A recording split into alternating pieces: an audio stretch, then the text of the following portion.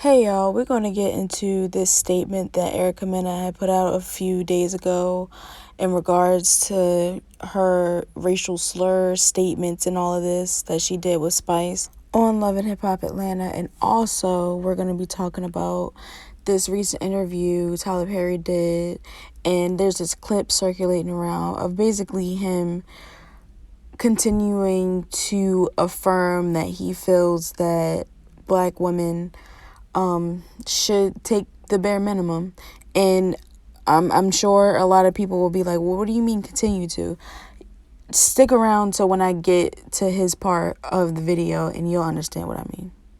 But if you enjoy this video, just make sure you like, share, comment, and subscribe. Now let's get into it.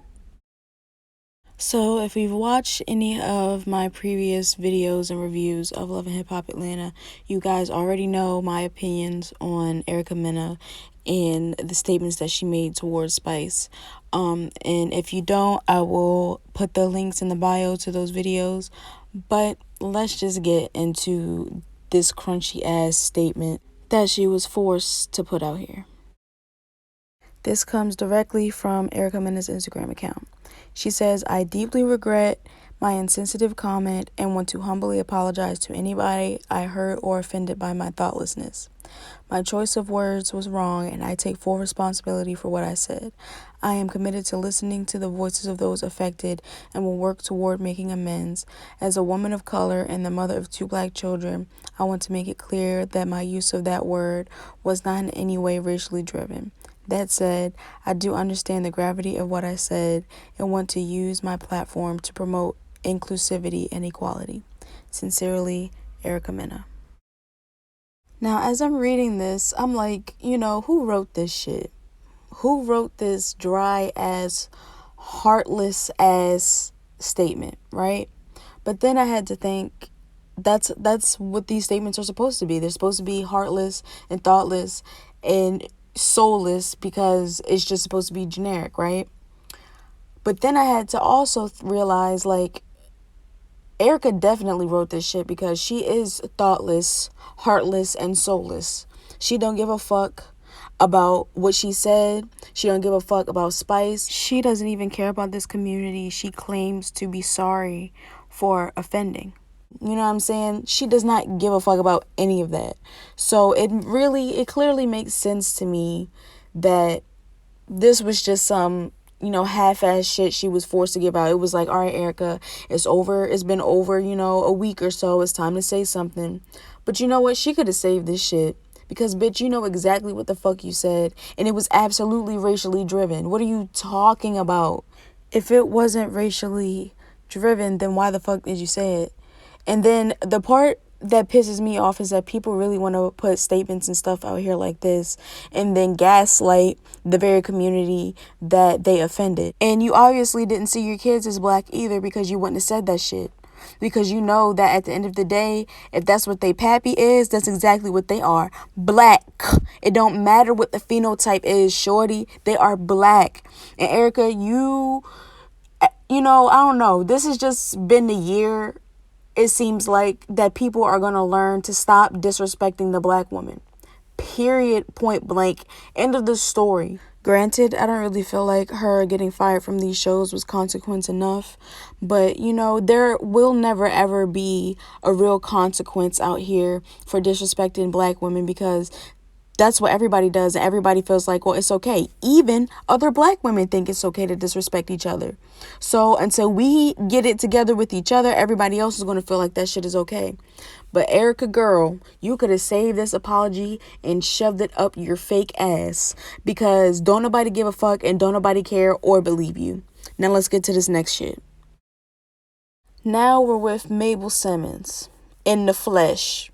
Because that's exactly who the fuck was saying this shit, yo. Tyler is a character that he puts on. That's not exactly who the fuck he is. This nigga is really Mabel Simmons. Because that's who his true form is. You see how he transfers into it later on. Or even if you already seen this video. But once I play it, you'll see how he transfers into Medea when he's saying this shit. Because he actually genuinely believes that black women deserve nothing. and that they should be okay with getting the crumbs of the fucking earth. You know, there's been talk and discussion about Tyler and how problematic his shit is for years now. But when you grow up on this shit, you're just like, oh, well, this is entertainment, you know. This is another black person out here doing his damn thing. But you don't notice the underlying shit until you get older. But my whole thing is it's been there. He said this shit in his plays, in his TV shows, and his movies. He has believed everything that he said in this clip from the very beginning, from once he first started entertaining us. But y'all just catching on to it now because some of us want to wake up. But he has been saying this. They always hide these Easter eggs, I guess you want to call it. But they not really Easter eggs because they've been there in your face. He's been telling you the truth. So let's just watch what this nigga got to say because, I don't know. A lot of women, especially black women, and I might get in trouble for saying this, but I will. In our society right now, black women are making a lot more money for the most part than black men, right? There are a lot of black men who are successful, but for the most part, black women are making the money. So if you can find love, if that man works, at whatever job and is a good man and is good to you and honors the house and honors his wife and does what he can because his gift may not be your gift. Exactly. That is okay. That's not somebody who's beneath you. Yeah. That's somebody who came to love you at your worth, right? Yes. And as long as he's secure in himself to know that, yep, she makes most of the money, all I can pay is the light bill. As long as she's comfortable enough to say, I'm going to cover the mortgage and all the other stuff, you've handled the light bill, baby, you can take me to dinner every now and then. That is fine. Yeah. That's fine. Yeah. But that's so hard for a lot of people to take in because that means, no, I need somebody to, they need to make 5 times more and I got to have, well, go on, keep your list, baby. Yeah. God bless you. Hope it happens. Go on, keep your list. But when you talk about just someone to love you and support you, I know people whose men can't touch what they make. But when you see them together, that love, that support, that I got you, babe, it's a beautiful thing. And I know a lot of you will say, well, he didn't say that this is specific just for black women or that black women have to take the bare minimum. He didn't say that. Well, if his disclaimer specifically said this will pertain to black women, then this is who he's talking about. And my thing is what demographic do you hear about the woman gets paid or is making so much more than a man? What other demographic do you hear about that? Only black women and black men. So my thing is, Tyler, is if your woman was making so much more than you, how would you feel about that? Would you tell her to just take, you paying the garbage bill or the light bill or just putting some gas in the car? Would you tell her that that's just enough? That's okay? Would you tell your daughters that if you ever had any? My issue with his statement is the fact that it's like now black men are starting to see black women as the provider, as, the HOH, head of the household, when it comes to the relationships black men and black women have. And it's just like, well, okay, the black woman just has to be okay with that. She's making more, than the man, so she got to be okay with that man just offering to do just a little bit. Nigga, how about you come get on my level? Like, what are you saying? Why do I have to stoop to you or just take nothing? And then he begins to talk about this list, like how some women have this list, how they want a man to have this and that. And it's like, oh, well, just stick to your list because it's not going to always be like that. Why can't we have standards? It's like everybody in the world feels like that black women are the only women who are not allowed to have standards. And that when we do, we're being picky and choosy and, we just not grateful. Why should we be grateful for nothing? If I'm pulling a lot of the weight, nigga, you need to be pulling just as much, if not more. Like, nobody sees black women as women. We just are the feminine version of a man and who just so happen to have babies. That's how I feel like y'all see black women. No one sees black women as delicate or someone that can be saved or even helped, you feel me? And like, I've been trying to stray away from talking about the whole brick situation with that young lady who got hit in the head, but that nigga has finally got charges against him and he's been identified. And what I'm trying to get y'all to understand is that there's no longer going to be any more disrespect. Even these other black women that's been on TikTok talking about how, well, you know, she's comparing black women to dirt over diamonds and shit.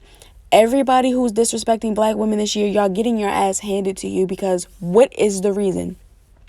What is the real reason? There is underlining hatred there. Even along with the Erica Mena shit that I'm talking about, there's underlining hatred for black women in every area, even in our own demographic, in our own community. And I'm just trying to understand, for what? Why? I need a real reason, and it's not because we have bad attitudes or we're aggressive or we're angry, because a lot of that is agitation. It's anxiousness and it's agitation. It's never because we're angry or aggressive. So someone needs to explain to me why they feel like it's okay to compare black women to dirt over diamonds, or to tell black women that they need to lower their standards and accept a man who won't even wipe his ass or brush his teeth to be laying up in her house, even if she is paying all the bills. I'm tired of hearing that shit. And what I need y'all to understand is that Tyler has been saying this shit from the very beginning of his career. Look, one of his most famous projects, Diary of a Mad Black Woman. Why she gotta be mad?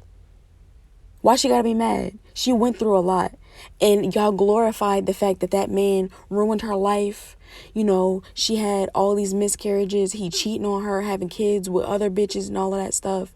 And then the movie turns around to her taking care of him because that bitch he left her for left him. And y'all are telling me, well, you know, it's just entertainment. It's just this and that. No. The reason why Tyler made these productions is because he actually believes this stuff, y'all. He believes that a black woman should just take care of the bare minimum. She should just take that and leave it alone. Everybody else should just get everything and beyond. I'm tired of hearing that. And all I'm saying is, don't be surprised when they say this stuff. Don't be surprised when this is how they actually feel, because he's been showing y'all for decades now. But that's it. I don't really have much else to say, you know what I'm saying? If you guys enjoyed this video, make sure you like, share, comment, and subscribe. And I will put the links to my Love and Hip Hop Atlanta playlist in the bio. And I will see y'all in the next one.